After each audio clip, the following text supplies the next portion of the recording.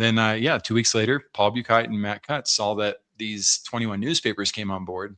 And so they sent us $10 million to help us fund the growth.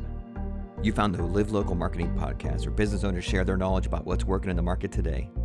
Welcome. Thanks for joining us for the Live Local Marketing Podcast. Today we're with Jackson. Sir, how are we feeling today? Oh, man, I'm so happy to be with you, Billy. Let's get it. That is awesome. And you come from a nice warm, you're in Ecuador at the moment, so you're in a nice warm spot. You're sunshine and everything's looking good, right? I'm 10,000 feet up. It is cold every day without sunshine most of the time. Nice. Jeez, oh man. All right, so we have a little bit of background info about you that I'll go over first, and then we'll just right into the questions and start pulling all that knowledge right out of your brain. So Jackson is first class business. He leads a bilingual team across U.S. and South American building. An AI marketplace by FCB, which I'm sure we'll get into. It's an ecosystem connecting entrepreneurs with AI integrators. He also has the Vision Pro Live, which I was on, which was a whole lot of fun. We went back and forth and jabbed at each other for a bunch of topics, which was a good time. Be sure you follow that and listen. He also does the Power Launch. It's an executive infrastructure, high-ticket growth system for owners generating between $15,000 to $50,000 a month. And then he has a skill building leadership for Latino communities. It's built both a documentary series and a boutique hotel experience, and it's in development and of planning stages. So that I'm sure we'll get into a little bit as well, because that's the one I really don't know as much about. Yeah, that's the one I don't know. I know you're doing AI and I'm doing all kinds of fun stuff. That last one threw me off, and so we're gonna explore and do a bunch of fun topics. Are you ready today? So ready. All right, talk to us about your first win as an entrepreneur. Oh man, first when I got my butt kicked in the early years. First win as an entrepreneur. Oh man, I should have been prepared for that. I would say getting told I would never get into the business school at BYU, and looking at the idea of getting loans and being scared of that, because I really didn't know what to do in school, and thinking in my own head, what do I do? You know what? I got to find a business owner who's going to take a chance on me. I would say that was my first win. And that goes right along with what Dan Martell of SaaS Academy says. Entrepreneurship is a mindset challenge. It is all about mindset. So flipping that switch on and realizing that I could take control over my own situation. And even though nothing against BYU, nothing against the counselor who told me I would never get in, I realized right there, you got to find solutions to the problems in your life. So that first business owner, did somebody actually take you under their wing and do the whole thing? Did you get somebody to you know it, man. Network marketing will take anybody on. And so I got into multi-level marketing, and the Success Magazine CDs became my university. Thank you, Darren Hardy and John Maxwell and Jim Rohn, et cetera. Like that kept building me up. I was so successful, Billy, in network marketing that after 6 months, they sent me a check for $8.37. And that was to offset all of the debt that I had built on my credit cards and stuff. And so now, but fast forwarding, I would say one of my greatest first wins as an independent contractor, which are also somewhat entrepreneurs, at Own Local, we had Paul Buchheit, the inventor of Gmail, and Matt Cutts, the search director of Google, as our investors, but they hadn't sent us money. They had given us a lot of assistance in terms of mentorship. I closed the first 21 deals pretty late into that engagement that led to them sending us $10 million. So that was pretty good. All right. So what's the shift? You went from $8 to actually closing deals. What was the shift? What was the thing that changed you? Oh, brother. I mean, I closed a ton of deals in network marketing. The problem is those plans are just such crappy plans for the individuals. And if you start to win in network marketing, they'll eventually cut you loose anyway. But I was learning, and I understood that I needed to go through that phase of figuring things out and understanding how the business world worked. And I thought, it would work out, but I was always, of course, finding other jobs too. I worked at Lifetime Fitness for a while, learned some really great things about how companies run and train, and got a lot of formal training at that point. I was the only person in Texas hired at the time that didn't have a degree. And how do you get in? I was persistent, relentless. And the area manager was like, you have integrity. I can't teach that, but I can teach you how to sell. And I was like, cool. And so that was really, really helpful. But going to that startup, and I was trying to get a job, man. I just gotten married. I just moved to Austin. I went to Google, and I knocked on their doors, and they wouldn't let me in. And so I waited for a while, and somebody came out. I was like, "Will you let me in to like put my resume in?" And they said no. And 3 people later, finally, somebody said yes. And so I got to see the cool colored bean bags, and go in. And this guy's like, "You know what? The sales team doesn't work here. They work out in Mountain View, California, but I love your tenacity. Like, I'll go ahead and send your resume in. Just give me a resume." And so gave him my resume. He sent it in. I ended up interviewing 5 times, and they came back to me and they were like, "We really like you, but you don't have a degree, and you were selling $120 gym memberships, and you're trying to sell $230,000 accounts now. Like, why do you think you can do this?" And I was like, "Because I'm ready." And I about peed my pants, brother. I was like this close to peeing my pants in this interview. And he's like, "Well," he's like, "All right, that's why we like you, but go get 6 months of enterprise sales experience, Jackson, and then come back, and we'll hire you." And I was polite about it, but I'm thinking like, man, that's what everybody's gonna say. And so where did I go to get an enterprise sales job? Craigslist. That's where I went. I went to Craigslist and looked it up, and that's where I ended up at that startup in a little bitty garage that sometimes had AC and sometimes didn't. In Texas, you always want to have AC. So, I mean, I paid my dues at that startup, as did everybody else. But we were doing SEO and websites way back in 2010, again with Matt Cutts as one of our guides over at Y Combinator, and we were one of the very first Y Combinator companies. And so there's a lot of things going in our favor, even though it didn't feel like it in the present, right? Nobody else could kind of see what we were up to. And like I said, we got down to $537 in the bank account when they let me go. And I came back to work the next day, and Lloyd's like, "What are you doing?" He's like, "I let you go." And I said, "I'm this close to closing my deal." He said, "I can't pay you." I said, "I don't care.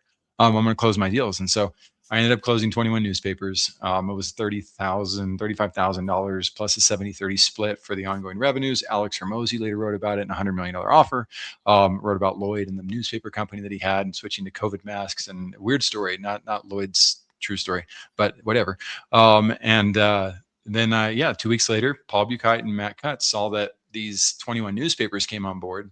And so they sent us $10 million to help us fund the growth. Now Own Local has over 4,000 publications worldwide.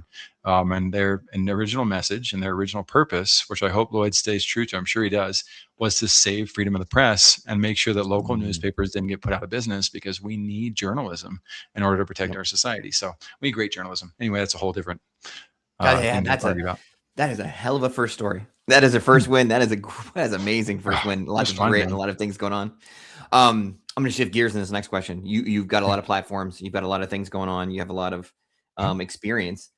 Talk to us like, how do you decide on budgeting? How do you decide on price points? How do you decide on those things? What's your systems look like? A quick break before we get to that next answer, because I know that answer is going to be brilliant, which is why I chose this moment to interrupt.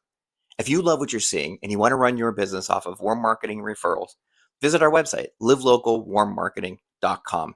It's got valuable resources, office hours, memberships, the book, an array of resources to help you get rid of cold calls, cold leads, door knocking, and run a business you can be proud of through referrals and warm marketing.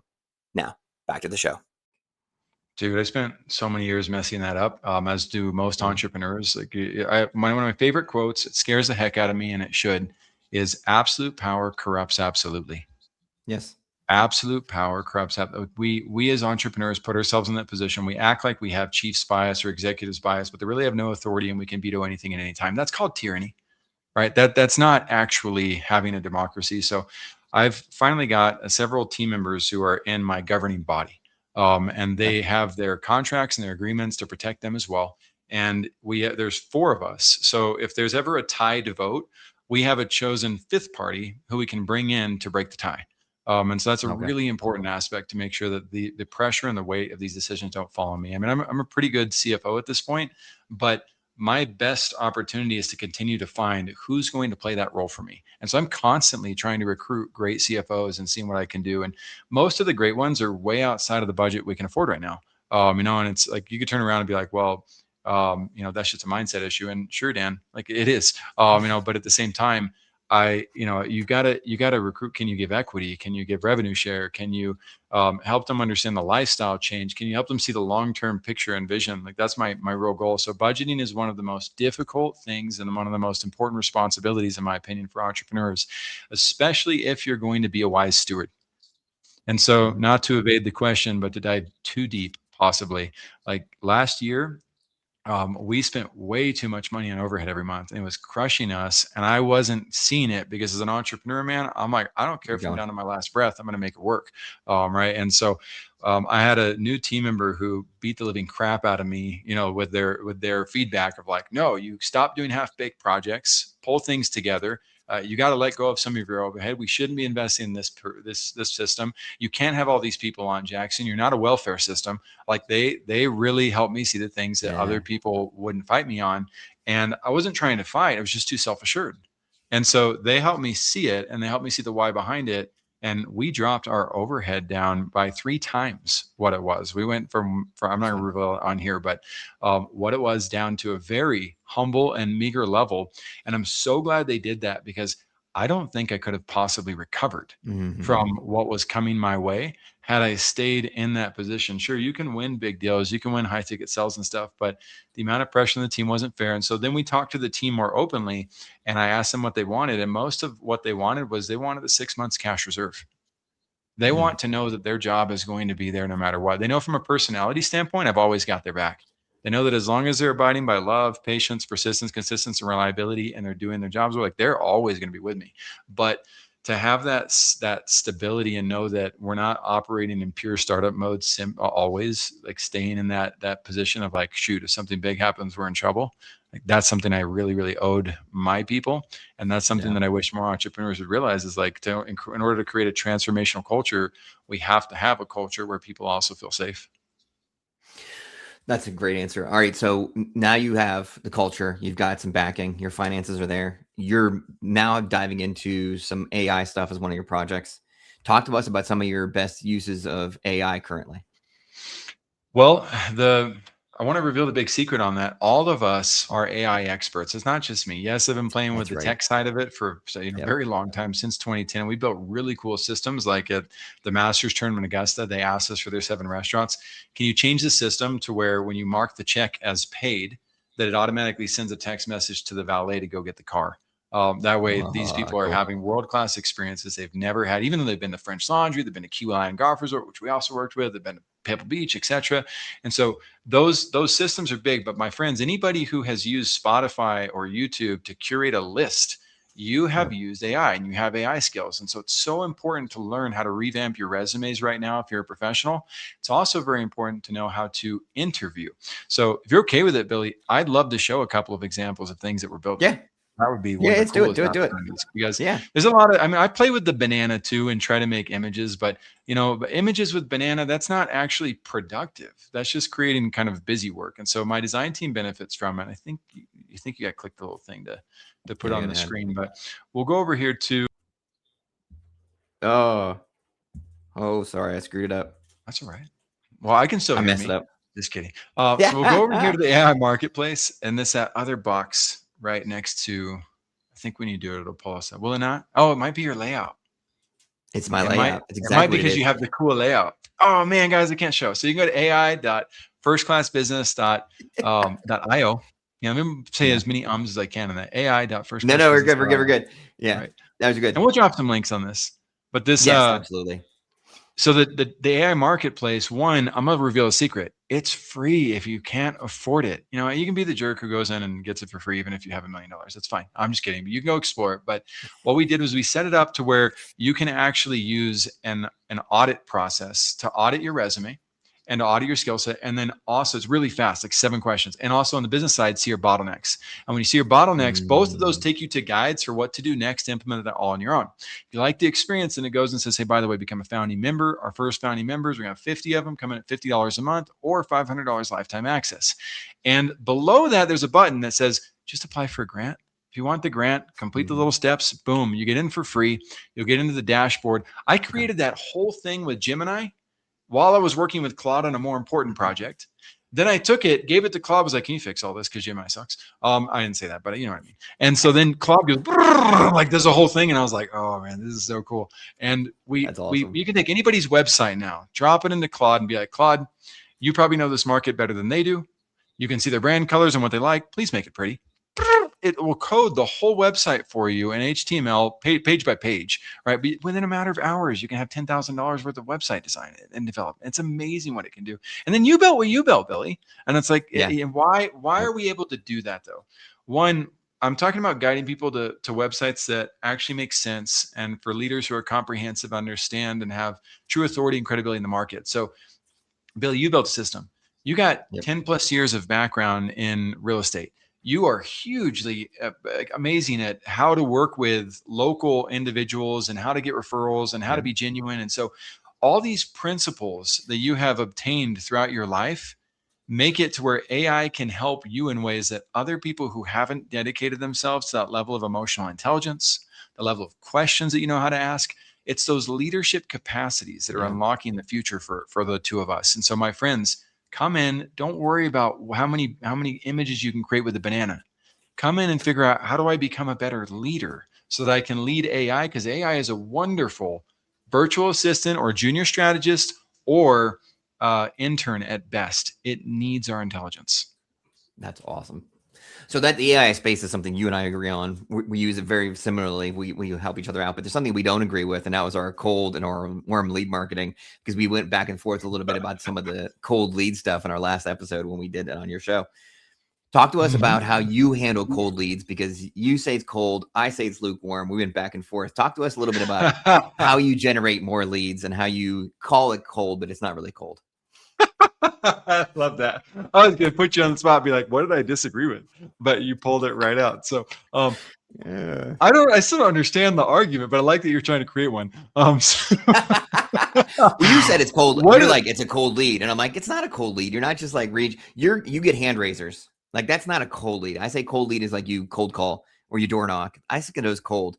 And then you're Okay. like, you know what? I really don't do that. I put stuff out there and I try to invite them.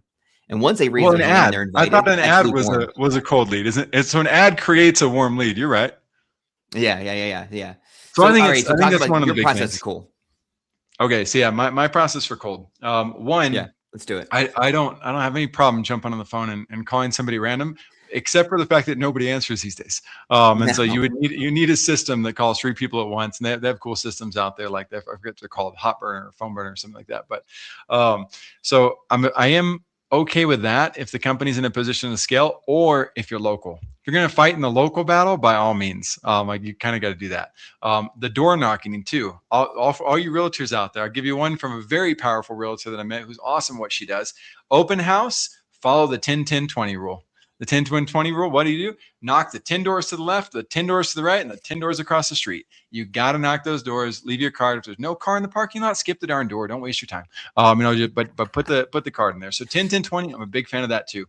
The reality though is most people have a hard time working smarter, not harder. Yeah. And most people will even work smarter, but they won't do the right work. And I'm like, yo, let's work hard, let's work smart, and let's do the right work. And what does that look like? Facebook ads. Facebook ads is your greatest key for scale. They set the tone, they set the bar for every other digital marketing platform. Every other platform has to compare with, are we competing with Facebook? And so definitely start there if you don't have a big budget. 2, you don't have to invest like you're investing in a billboard anymore. We've got to get that out of our heads as entrepreneurs. You don't have to put 10,000 in. You could put $10 in. Are you going to get the same result that you get out of 10,000? No, you're not. But what you're doing is you're testing to see, do people that see this ad, do they like it? Do they comment on it, or do they share? And you can instantly shoot me down. Nobody likes ads, Jackson. That's bullcrap. Everybody watches the Super Bowl just to see the ads. In addition to that, if you go to Facebook and you look at an ad on there, you're going to go, I hate this ad. I don't care what you think. What we care about is what the market thinks. And so if you go and look, you're going to see ads that have likes, comments, and shares. Mm-hmm. That means that some human being had to click that little button. That means that they did actually like it. There's a lot of subconscious realities that go on with ads. And so we say we don't like them to convince ourselves not to spend money. But in reality, spending money is also called investing in our business. So if you invest, I would recommend $4,000 in ads, by the way, but slowly. If you can invest more than $100 in the ads and then take a look at the data, Facebook's either going to say, you know what, let's raise the cost of this ad. Why? Because if nobody's liking it, nobody's commenting on it, nobody's sharing on it, the people are telling Mark Zuckerberg, this ad sucks. Your message is bad. And that's the greatest gift we can get as an entrepreneur. is the truth about how irresistible are our offers or how bad are they. And you're not going to get that from your mom, who's going to tell you either good or bad. You're not going to get that from the person who works for you, who's terrified of losing their paycheck. You're not going to get that from the advertiser who built it, who thinks they're the greatest thing since sliced bread. You're not going to get it from people you're badgering one-on-one, but you will get it from a cold audience who sees that ad. And most of them will click the button that says, see fewer ads like this if it's your first go round. Why? Because you are not an expert on marketing, and that's okay to admit. I'm not an expert at legal stuff. I hire an attorney to help me on those things. Right? Don't act like you have to know it all as a business owner. You just have to know, how do I delegate this responsibly? Who will come in and help me understand this so that our company puts ourselves in a position to where we can move forward. Use cold ads in order to understand who really cares about your message or not. Then once you've done that, then get that messaging that's been approved by a cold audience in front of your warm audience, rather than treating like your warm audience as a lab rat. Use the cold audience to figure out if your messaging is good, and then it will resonate super well with those who really love you. That's awesome.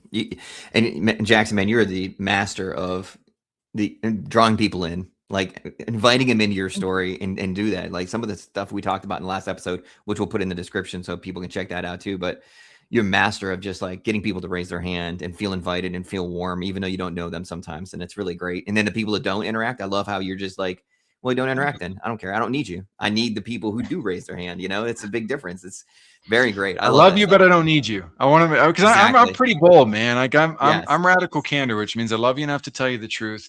But sometimes people can mistake that and think like Jackson's a super big jerk. And I don't want to be a jerk, guys. It hurts when my feedback is received and they're like, oh, you're an evil person, or you're rude, or how can you be? And I'm like, man, I just gave you every bit of good I could to help improve your life. And so I don't do that anymore. It's like bless and release. But to your point, Billy, it's like, no, I really want to see people win. And I'm so sad for the entrepreneurs out there, because most of them, even if they're 10 years in business and they made it past the cut, they're like the 4% who survived the 10-year mark. Most of them have higher debts. Most of them have families that are pretty jaded by how resilient and strong they've been with moving things forward, and they haven't figured out how to create sustainability. And so my heart goes out to the entrepreneurs who are, if I see the young ones that aren't on that track, I'm like, oh my gosh, I can see you're headed towards the cliff. And I'm like, please don't do this to yourself. So. Don't do it. That's awesome. All right. So the next question we're going to move into is, I'm going to leave it really open-ended because I kind of want to see where you go with this. Cool. So video marketing obviously is huge. It's a big part of everything we do, and the people that don't do it are being left behind. Great. What's some of the video marketing strategies you're using that are working, that you have fun doing? Yeah, well, let me go to the OG and the legend on this, Jake Larson. So I got to be Jake Larson's right-hand man at videopower.com.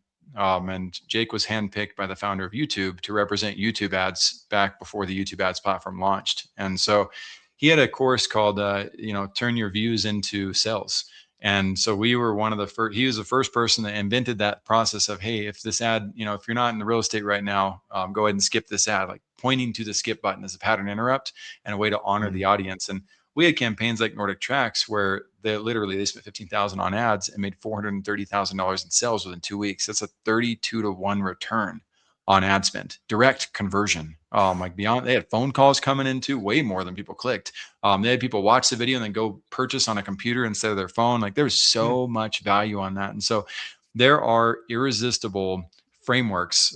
We call it the irresistible BSL framework. You've got to know how to hit the 5 big points that people need to understand in order to really attract an audience and bridge the gaps around their concerns. Otherwise, the confused mind will always say no. Right? We've got to be able to bridge those gaps. So whether it was working with him or seeing John Lee Dumas's ad or launching Lewis's House ads, or Michael Hyatt or T. Harv Eker or even Pagan, like I got to see so many realities. And here's the biggest one that I will warn you all about, as you're all like, oh my gosh, he's going to help me be rich and successful and famous. The worst thing that happens is businesses learn those strategies. They launch that ad. They get wildly successful exposure, but they have no operational system or infrastructure to sustain. And so, next thing you know, the dentist is calling you and is like, we're getting all these bad leads. There's no such thing as a bad lead, brother. There isn't. There's only bad leadership. Yeah. And so if you are bad at leadership and you turn those people down, you didn't put a system in place to pre-qualify everybody who got excited about the ad, like that. There's so much operational know-how that has to be put into place. You got to have your quality assurance in place. You've got to have, like I said, a pre-qualification process. So it's the infrastructure behind the virality that helps Yeah. you actually drive the sustainability and the revenue growth. And then we see companies that have some of that, but then they fail miserably on bringing in the right people to represent the brand. And they're like, I have a team. And I'm like, yes, so does the Sacramento Kings. But do they ever win? No. And so it's not about having a Yeah. team. It's about having the right team. And thank you, Patrick Lencioni, for writing Five Dysfunctions of a Team. It's like we got to learn how to create championship level cultures. So yes, you can win with video. Shorts are killing it. I just talked to Marcus Ogden, former NFL player, phenomenal entrepreneur. He's a 0.5% podcaster. Is like, what's really like been the biggest thing for you? And he's like, well, you probably already know this, Jackson, but shorts is like getting the shorts Yeah. done and getting those into the hands of my guests so my guests can use them on their own. Like that's true. And I'm like, thank you. So there's all sorts of things that can um, help us scale our presence, but please, for heaven's sake, like scale your infrastructure Consistent. first. Yeah. Make sure that you're done doing the boring things and you have great leaders by your side to help you sustain the boring things. That's great advice. All right. So, on that same vein, obviously you've been through it all. You've done the things, ups, Mhm. downs. You've been through all the different stuff. How have you been able to maintain a level of confidence? I'm sure it's not always a top level confidence, but how have you been Sure. able to build that confidence, maintain it for the most part? It's a good question. It's a great time for Ecuadorian music to come on behind me. Oh, Perfect. yeah. So it just Yeah. like just yeah, driving down the street. So I think a big part of it is one, I don't maintain confidence, to be honest. Like Mm, I understand depression pretty well. I understand insecurities as well, but I'll lean into one. I I try to never lose sight of the fact that I'm a son of God, mhm. and like father, like son. Like we have big things destined for ourselves. Two, your why should make you cry. And I have a lot of whys, whether it's my children or it's the fact that like my vision is to bridge the economic gap between North America, South America, and rest of the world. And there's once upon a time a man named Gordon B. Hinckley, and he was on a mission, young kid, and he was complaining to his dad, so he was going to come home, and his dad said, "Gordon, forget yourself and go to work." Yeah, Mm, this is a letter correspondence. This was his dad's letter said, and his dad with love, of course, but like I forget myself, and I remember that I've got millions of people who are going to stay in whatever path they're on, and sure, like there's a God who will, of course, help and support them, but I've got an opportunity to step up and do my part on this, and so I want to be my best self today. And I can't be my best self if I'm worried about my imposter syndrome. I can't be my best self yeah. if I'm not out there doing the things that I need to help people. I can't maximize my life and have my best life possible if I lose sight of the importance of loving myself and loving others. And so it's not something that's easy, but the actions are ultimately what allow us to overcome our beliefs. I don't ignore the beliefs. I don't blur the emotions. I have a therapist. In fact, I have more than one. I've got several coaches, and I've got team members who I allow to also dive into that coaching territory with me. And I'm vulnerable with those individuals and I help them see the things that I can't see for myself. And I'm always like, guys, I know I have blind spots. They're called Mm, blind spots. I can't see them by myself. And so what I'll say for other entrepreneurs out there is if your coach, if you have a tendency to use the words, I already have a coach, fire your coach immediately. Immediately. They should have caught that and said, you don't just need me. I am not the God of knowledge. You need lots of mentors around you to support you. And so if that's your mentality of I already have a coach, like my friend, it takes a lot of people to support an entrepreneurial venture. And we need more than one coach in life. So. that is awesome. All right. So, you just mentioned your team. So, you have teams, you run a lot of stuff yourself, helping you the blind spots, but it's still so easy to just do all the things and we can work tons of hours. It's just Mhm. natural, especially in entrepreneurial world.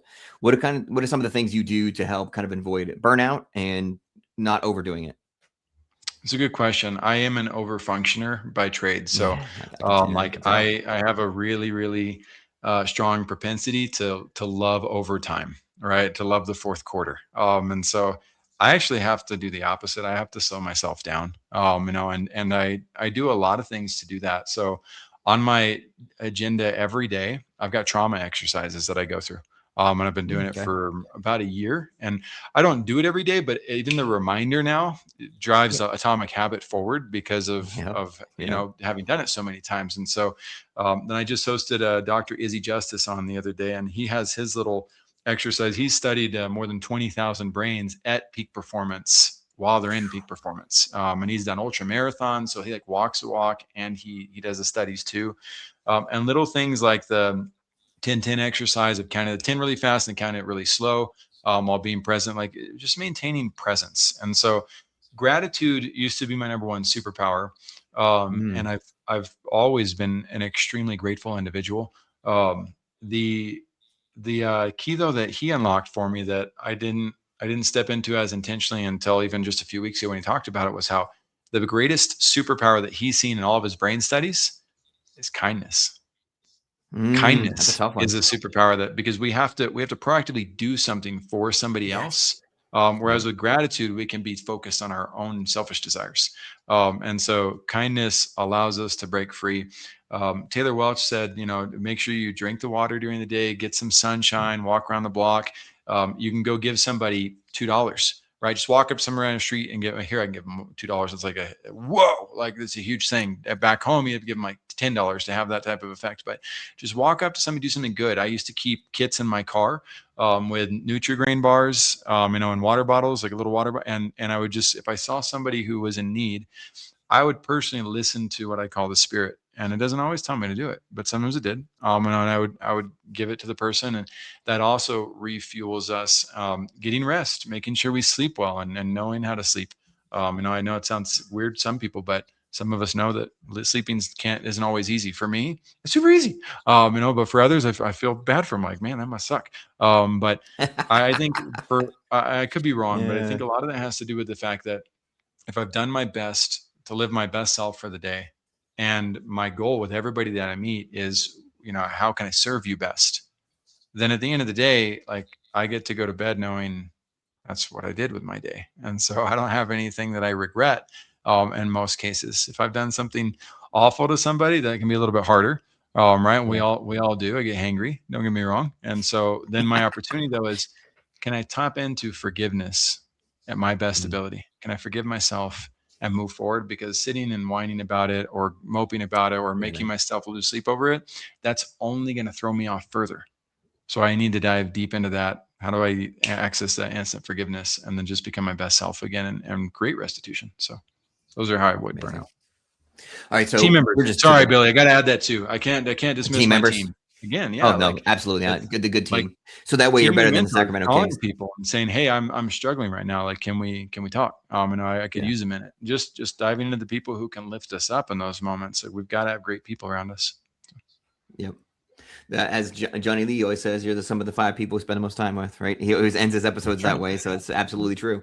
Gary Vee. Yeah, Mhm. this is just tip of the iceberg. You've got so much more experience and knowledge and so forth we haven't even tapped into today. So tell the audience where they can find more information about you, and even have set up a meeting if that they want to, talk to you even further. Absolutely. So if you're a leader, come join me on visionproslive.com. That's the best place to do it. Visionproslive.com. There's a button in the right hand corner. It says be our guest. Come be our guest. Come tell me about your vision, what you're up to. You don't have to be as sophisticated and all out as Billy Sammons with his podcast and all the things he does locally. You can be Yeah. starting out and talk to him about, as long as you're being honest, as long as you're helping others, that's huge. And then those of you who are maybe not ready for the podcasting side, ai.firstclassbusiness.io. We all live in this world where AI Yep. is having a dramatic effect, and it can do great things for us, or it can hurt us. Just like water. Water can bring a tsunami and completely crush us, or we can have a glass of water and it can do great things for us. So if we learn how to use AI to the best of our abilities, then that's awesome. And like I said, if you don't have the finances, just apply for the grant and come and join me, because it's going to be fun to build this thing. I'd love to have you with us. That is awesome. We'll make sure we have all the links and all the information in the description as well. We appreciate your time and your knowledge here today, and for spending an afternoon just letting us pick your brain for a little bit. Hey, my honor, man. I hope it helps somebody. And if authentic, practical marketing resonates with you, be sure to visit livelocalwarmmarketing.com and learn to grow your business on warm marketing referrals.